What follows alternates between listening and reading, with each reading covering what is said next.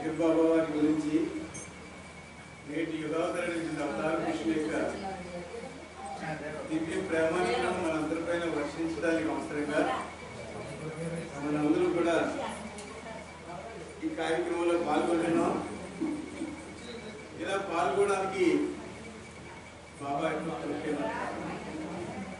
ఆయన ప్రేమే మనందరికీ ఆకర్షించింది. కాబట్టి ఇక్కడ బాబా గురించి కొత్త వాళ్ళు తెలుసుకోవడానికి కొత్త వారు వచ్చారు, అలాగే పాత వారు కూడా దాన్ని సమన్వయం చేసుకొని అవగాహన తెలుసుకోవడం కోసం కూడా ఉంది. అందుకని ఇక్కడ మనం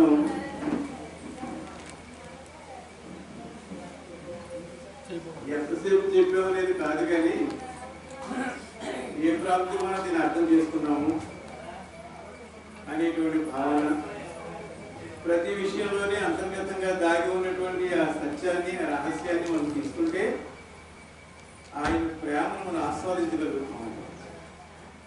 అంచేత గంగకు పాలు గడిపడం చాలు, కడవడం లేవు కర్మపాలు అని మనం గతంలో చదువుకున్నాం. అంచేత ఎంతసేపు చెప్పుకున్నాం అనేది కాదు, కానీ ఎంత బాగా మనకు అవగాహన పెరిగింది అనేది ఇంట్లో అంటారు. అందుచేత చెప్పడానికి ఇది మహాసముద్రం, అలాగే ముఖాలు వెళ్ళిపోతూ ఉంటుంది. అందుకని ముఖ్యంగా 2 మాటలు మాత్రం చెప్పగలుగుతున్నాం. ఇక్కడ ఏమిటంటే మెహర్ బాబా ఎవరు అంటే ఈ కాలపు అవతార పురుషుడు. ఆయన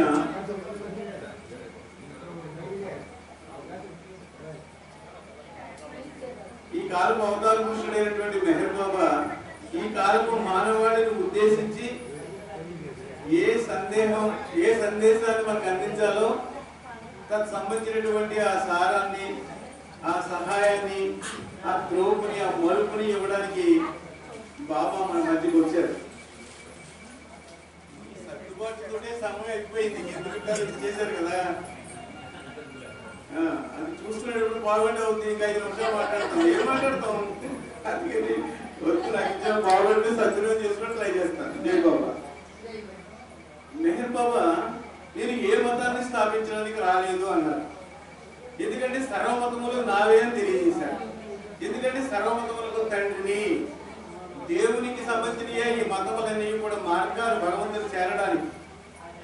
అలాంటి మార్గాలలో పూర్వం నుంచి వచ్చినటువంటి ఈ వేదకాలం నుంచి వచ్చినటువంటివన్నీ కూడా అనేక రకాల తరతమ వేదాలతో అవగాహనతో పురోగమించుకుంటూ భగవంతుని యొక్క వాస్తవ స్థితిని పొందడమే మన యొక్క నిజ గమ్యమని, నీవు దేవుడు అని, ఆ దైవత్వం నీలో ఉన్నదని, నీవు ఆత్మస్వరూపుడు అని, ఆ పరమాత్మ స్వరూపుడైనటువంటి అనంతమైనటువంటి ఆ దేవాది దేవుడు, ఆ దివ్య చైతన్యం నీలో ఉన్నదని, నీలో ఉన్న విషయాన్ని నువ్వు మర్చిపోయి జీవిస్తున్నావని, ఆ విధంగా జీవించడం ద్వారా సుదీర్ఘమైన ప్రయాణంలో అజ్ఞాని జీవితాన్ని జీవిస్తూ అనేక లక్షల జన్మలకు కారణమవుతున్నామని తెలియజేస్తూ అన్ని మతములు చెప్పినప్పటికీ కూడా మెహర్ బాబా చాలా సుస్పష్టంగా మనకు తెలియజేశారు. ఏమనంటే నీకు నాకు భేదం లేదు, ఉన్నది ఒక్కటే. అందుచేత నీలో నాలో ఉన్నటువంటి ఏ పరమాత్మ అయితే ఉన్నారో ఆ పరమాత్మయే నేను ఒక రూపం ధరించి మీ మధ్యకి వచ్చాను, మిమ్మల్ని అందరినీ గమ్యం చేర్చడానికి, మేల్కొనడానికి వచ్చానని బాబా తెలియజేశారు. అంచేత సర్వమతముల సారమును నేను. అయితే ఇక్కడ మతం అనేది ఎప్పుడు ఏర్పడుతూ ఉంటుందంటే అవతార పురుషుడు వచ్చి ఆ దేవుని యొక్క దివ్యత్వాన్ని మానవాళిలో జాగృతపరచడానికి వచ్చినప్పుడల్లా అప్పటి మానవాళికి అవసరమైనటువంటి సందేశాన్ని అందించినటువంటి విషయాన్ని ఆచరణలో పెట్టుకుని తదనుగుణంగా జీవిస్తే నువ్వు గమ్యం చేరగలని తెలియజేసినటువంటి ఆ విషయాన్ని గుర్తించి ఎవరినాళ్ళు అప్పుడు ప్రయత్నం చేసినా సంసిద్ధులు కాకపోయినా సంసిద్ధపరిచి వాళ్ళకి సహాయాన్ని అందించినటువంటి అవతార పురుషులు గతంలో వచ్చి అనేక సార్లు రాముడుగా, కృష్ణుడిగా, క్రీస్తుగా, మొహమ్మద్ ప్రవక్తగా, అంతకంటే ముందు జొరాష్ట్రులుగా వచ్చి ఇచ్చినటువంటి ఆ రహస్యాన్ని అనుభవంలో తెచ్చుకోలేక వచ్చినటువంటి వాళ్ళందరూ కొంతమంది ముందుకు పురోగమించారు, రాలేనటువంటి వాళ్ళందరూ కూడా ఈ జనవన చక్రంలో తిరుగుతూనే ఉన్నారు. అందుకని అందరికీ మేల్కొల్పడానికి నేను మీ అందరి మధ్యన నేను అవతరించాను. నా రాక అనివార్యము. ఎందువల్ల అనివార్యం అంటే మీ అందరి అవ్యాజమైన ప్రేమ వల్ల నేను మీ మధ్యకు వచ్చి ఉన్నాను. అందరూ నా దగ్గరకు రండి, నన్ను ప్రేమించండి. ప్రేమ యొక్క ఆధిక్యతలో నిన్ను నువ్వు మర్చిపోయి నన్ను ప్రేమించగలిగితే నీలో ఉన్న నేను జాగృతం అవుతానన్నాడు. అంటే మన వ్యక్తిత్వాన్ని కోల్పోవాలి ఆయన ప్రేమ యొక్క ఆధిక్యతలో. ఎవరి ప్రేమ యొక్క? మెహర్ బాబా వారి యొక్క ఆ దివ్య ప్రేమకు ఇచ్చినటువంటి ప్రాధాన్యత. ఆయనే సర్వస్వం అని అర్పణాభావంతో జీవించే ప్రతి వ్యక్తి తను తాను మర్చిపోయి జీవించగలుగుతాడు. అలా జీవించగలిగినటువంటి ప్రతి వ్యక్తి కూడా క్రమక్రమంగా తన వ్యక్తిత్వాన్ని కోల్పోయి లోపల ఉన్నటువంటి నిజ అస్తిత్వం ఏదైతే ఉందో అది జాగృతం అయినప్పుడు అది మేలుకోవడం ఉండేది. బాబా ఏం చేశారంటే నీలో ఉన్న దివ్యత్వాన్ని మేలుకొనడానికి వచ్చానన్నారు. మరి దివ్యత్వానికి ఏది అడ్డుగా ఉన్నదో అడ్డని తొలగించుకోవడమే మేలుకొనడం. కొత్తగా మేలుకొల్పేది ఏమీ లేదు. మేలుకొల్పడం అంటే మోక్షం పొందడం. అందుచేత మీరందరూ మేలుకోవాల్సింది ఏమీ లేదు, మేలుకునే ఉన్నారు. కానీ అందరూ మెలుగుగా ఉండి తప్పుడు ముసుగేసుకుంటూ ఉంటాం బాధకం వల్ల. అవునా కదండి?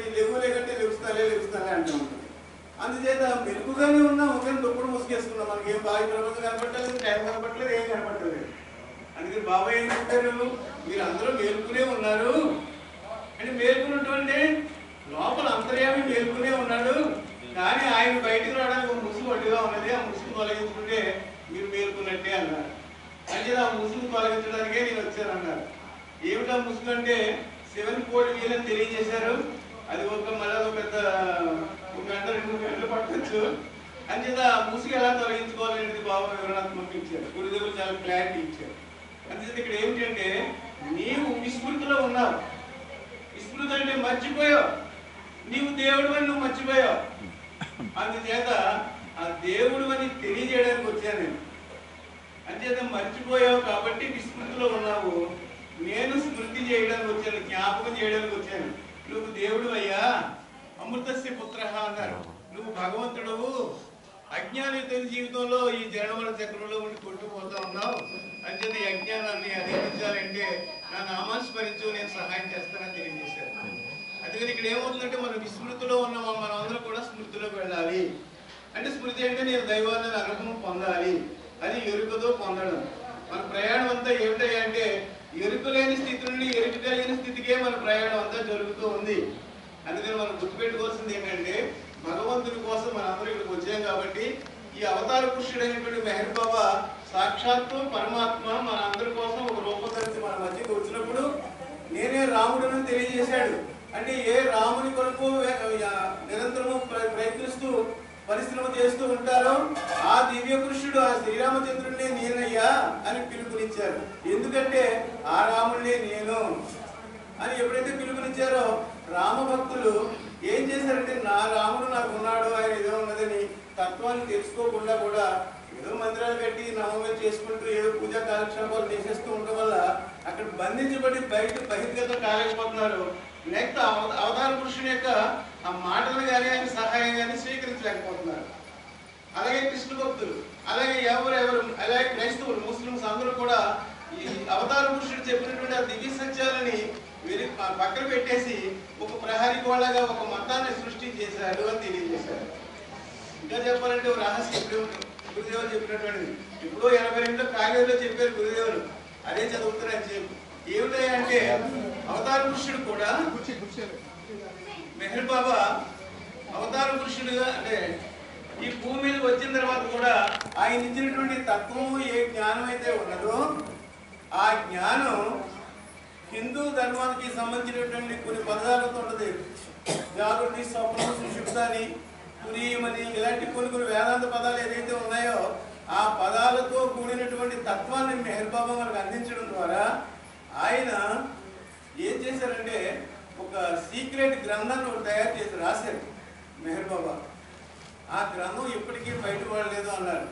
ఎందుకంటే గురుదేవులు ఇచ్చిన చిన్న ఇంట్లో నేను చెప్పగలిగేది గుర్తించింది ఏంటంటే సాక్షాత్తు అవతార పురుషుడు ఈ మానవాళి మీద అవ్యాజమైన ప్రేమ వల్ల వీళ్ళందరినీ కూడా పురోగమింపజేయడానికి మేలుకొల్పడానికి వచ్చినప్పుడు ఆయన ఎన్నో సీక్రెట్స్ ఆ గ్రంథం ద్వారా తెలియజేశారు. కానీ ఆయన ఎక్కడ పుట్టారు? పారసీకుల్లో పుట్టారు. ఆయన ఎవరు? ఆయన జన్మతః ఆయన ఏంటి? ఈయన పారసీకులు, పారసీ మతస్థుడు. అందుచేత మెహర్ బాబా మావాడు, మా కులంలో పుట్టాడు. అందుచేత ఎక్కడో హిందూ పదాలను వాడుకుని ఈయన ఈ తత్వాన్ని అంతటి కూడా ఈ సీక్రెట్ గ్రంథంగా తెలియజేశారు. అందుచేత మళ్ళీ మనమందరం కూడా ఆ గ్రంథాన్ని ఫాలో అయిపోతూ దాని కైంకర్యం అయిపోయామంటే మనందరూ కూడా హిందువులుగా మారిపోవాల్సి వస్తుందేమోనని, మతాలు మార్చుకునే పరిస్థితి వచ్చేస్తుందేమోనని భయంతో ఆ మతాన్ని వాళ్ళు ఎస్టాబ్లిష్ చేసుకోవడం కోసం ఆ మత గ్రంథాన్ని దాచేశారట. అది ఎక్కడుందో ఇప్పటికీ తెలియలేదో తెలియజేశారు. కానీ మెహర్ బాబా కాపలా ఉన్నటువంటి ఎవరు బాబు కల్చూరి ఉన్నారు కదా, అప్పుడప్పుడు గురుదేవులు బాబా ఏం చేసేవారంటే ఒక కాగితం పెన్ను తెచ్చుకోవయ్యా అని చెప్పేసి బాబా అప్పుడప్పుడు కొన్ని రహస్యాలు తెలియజేసేవారట.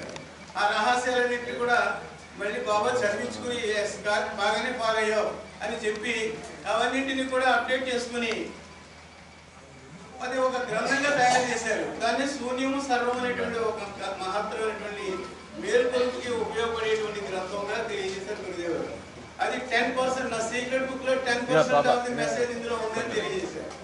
అందుకని ఇక్కడ ఏమవుతుందంటే అందరూ మత సాంప్రదాయాలతో బంధించబడి ఉన్న ఈ సమస్త మానవాళి మతాల మధ్యలో పడిపోయి అక్కడ ఉన్నటువంటి అంటే ఒక విధమైన క్రమబద్ధం లేదు. ఎందుకంటే మతం అంటే అర్థం 4వ తరగతి కూడా 5 నుంచి హై స్కూల్కి అలాగే కాలేజీకి ఎలాగైతే ఈ విద్యా బోధన పురోగమింపు చేసుకుంటూ జ్ఞానాన్ని పెంచుకుంటూ అవగాహన పెంచుకుంటూ వాడి యొక్క స్థాయిని పెంచుకుంటూ ఎలాగైతే విద్యార్థుడు అవుతాడో అలాగే ఈ మతములన్నీ కూడా రాముడు కృష్ణుడు అందరూ చెప్పినటువంటి కూడా ఆధ్యాత్మికంగా పురోగమించి ఆత్మానుభవం పొందడానికి అవసరమైనటువంటి సహాయాన్ని అందిస్తుంది కనుక ఆ విధంగా ముందుకు పురోగమించాలి అనేటువంటి భావనను ప్రతి వ్యక్తి కూడా మెహర్ బాబా యొక్క దివ్య ప్రేమలో పునీతం అవడానికి ఒక గొప్ప అవకాశంగా భావించుకుని బాబా చెప్పిన విషయాలన్నింటినీ కూడా మన అవగాహన పంచుకుని తదనుగుణమైనటువంటి జీవితాన్ని జీవింపజేయడానికి బాబా వచ్చారు.